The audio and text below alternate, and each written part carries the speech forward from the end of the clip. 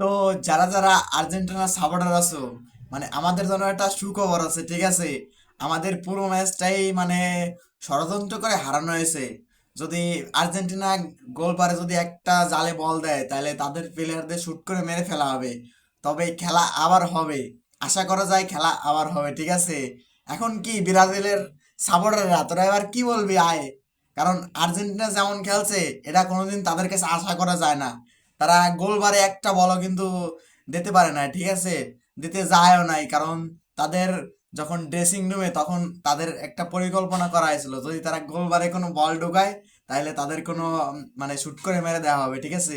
তোরা এখন দেখ, হাজার হাজার ভিড়ক, স্পেন আর আর্জেন্টিনার খেলা আবার হবে। কাপে আর্জেন্টিনা নেবে না, 3 স্টার আছে না, 4 স্টার হবে হবে হবে।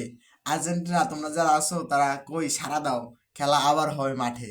কারণ আর্জেন্টিনা যেমন খেলছে এরকম ম্যাচ তারা এখনো খেলে নাই, মানে জন্মের পরের থেকে, খেলা শুরু হওয়ার পরের থেকে যেরকম খেলছে, ঠিক আছে? মানে তাদেরকে মনে করা যায় পুরো ষড়যন্ত্র করে মানে ম্যাচ ঠকানো হয়েছে, ঠিক আছে?